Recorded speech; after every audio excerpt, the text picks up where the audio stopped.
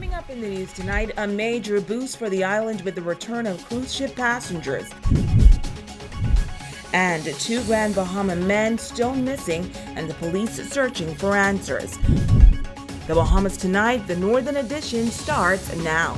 This is the Bahamas Tonight, Northern Edition.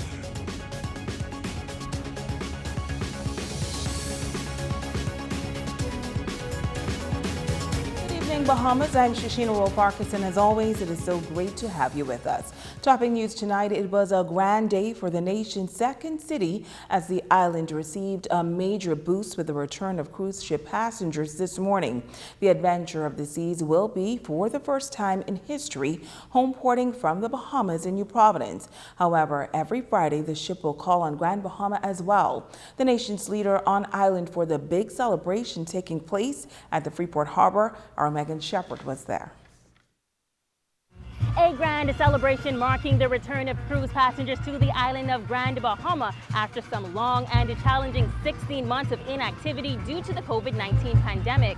Some 1,068 passengers arriving via the Royal Caribbean Cruise Line's Adventure of the Seas Friday morning. Prime Minister, the Most Honorable Dr. Hubert Minnis on island for the occasion, noting that this initiative coming to fruition after months of intense negotiations. This includes, most importantly, the many industry stakeholders on Grand Bahama. The aim of the negotiations were threefold. First, to identify an exciting slate of options in tours, excursions, eco-adventures, and one-of-a-kind experiences that our cruise visitors could choose from. And secondly, to choose a list of ground transportation and professional service providers. And third, to source a list of procurement vendors for the purchase of fuel for the vessel and for the purchase of seafood and vegetables for the plates of the more than 1,000 guests and 900 plus crew aboard the Adventures of the Seas weekly cruise. He adds that Royal Caribbean's home porting project has been a long-awaited opportunity for emerging entrepreneurs on Grand Bahama to bring to market new products and service offerings or to reinvest in their existing businesses. Many attended the workshop sponsored by Royal Caribbean in conjunction with the Grand Bahama Chamber of Commerce. And no doubt, many have and will avail themselves of capital from the fund established with the Small Business Development Center from the $250,000 grant donated by Royal Caribbean for micro and small to medium-sized businesses on Grand Bahama, New Providence, and the Berry Islands. Minister of Tourism, the Honorable Denicio de Aguilar, thanking Royal Caribbean for their vision and commitment to returning passengers to this destination, noting that this is the spark to great things in the local tourism sector. Today marks the ability for the Grand Bahama economy to feel the rebound of tourism that is clearly underway. Royal Caribbean's decision to invest in the economy of Grand Bahama, as you just heard, in more ways than just this initiative, is such a significant way, is a testament to your faith and confidence in this destination's potential and viability. Minister of State for Grand Bahama and Finance, the Honorable Kwesi Thompson, also elated about what is expected to come for the island as thousands of passengers return to Grand Bahama throughout the summer months. Minister Thompson requesting just one thing from the officials of RCCL. We want you to set up permanently a home porting project in the Bahamas. But that means, ladies and gentlemen, that we must be on our A game. And so we want to show Royal Caribbean, and we want to show all those cruises who are interested in home porting that we know how to do home porting in the Bahamas. Russell Benford, Vice President of Government Relations for the Royal Caribbean Group, noting that the Adventure of the Seas is the first of its ships to return to the Western Hemisphere. He says the economic benefits will be far-reaching. We are working with shore excursion providers to introduce new and exciting local cultural experiences for our guests.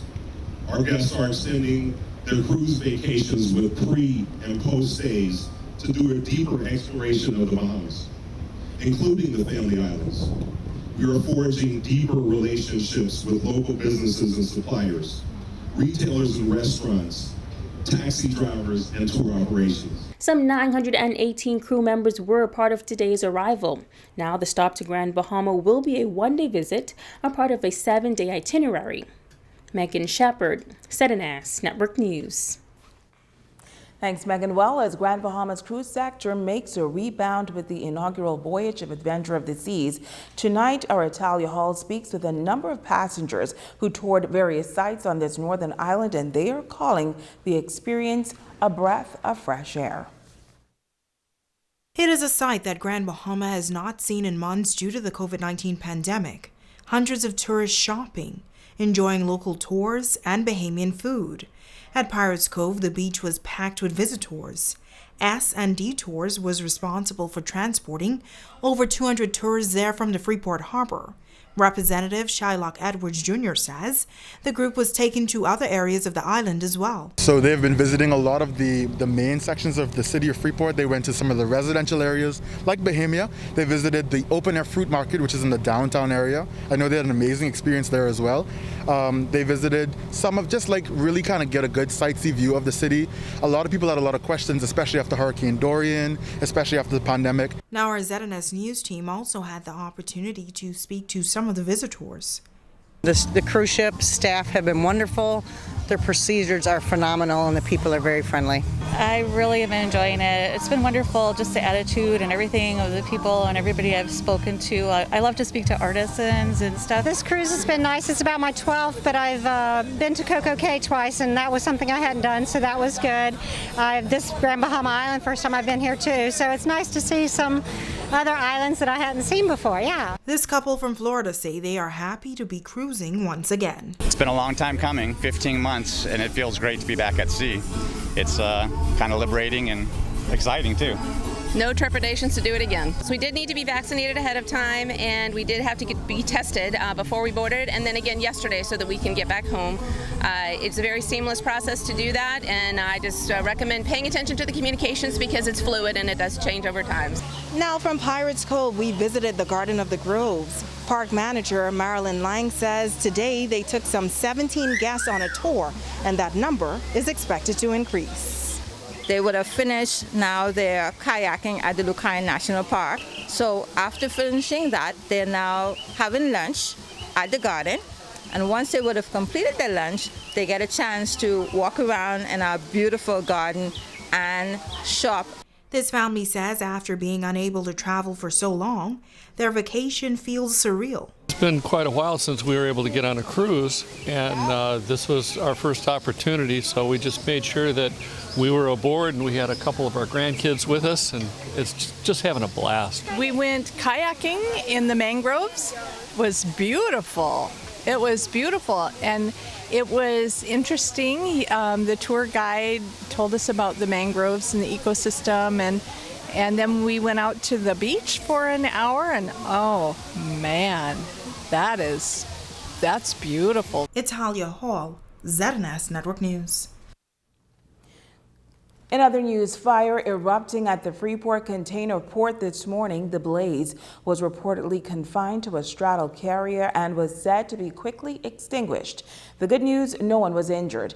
Emergency fire crews from neighboring companies in the industrial park also responded in an effort to assist. Container port is said to be operating at full capacity, and the straddle fire will not impact the operations.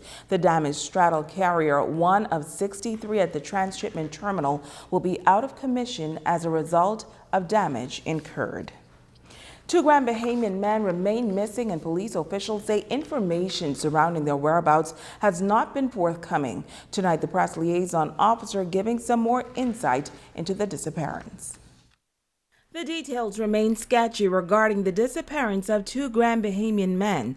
According to Assistant Superintendent of Police Stephen Roll, 39-year-old Shivargo T. McBride and 54-year-old Anthony DeVoe have not been seen or heard from since March 15th. On the 22nd of March 2021, both men were reported missing by family members. Like I said, we will generate missing person flyers. At this point, the police has no additional information regarding the whereabouts of both men. But the men were reportedly last seen in New Providence. But which part of New Providence, no one knows. To the point of view, reporting that yes, they were last seen together. They were left probably together via a boat. And no one has any idea which area they were headed in. No, not at this time. And now, after weeks of being missing, Roll says family members are becoming even more concerned. They're all concerned for their family members, and they are doing whatever is necessary to try and return home safely. 39-year-old Shivargo T. McBride is described as having dark brown complexion, muscular build, and brown eyes with dreadlocks. His last known address is listed as number 169 Jumbay Drive, Wellington Pender Heights, and 54-year-old Anthony DeVoe is also reported missing, and he is described as dark brown, heavy built, 5 feet 6 inches tall with a low haircut and a missing right eye. His last known address is listed as number 2 Privateer Drive.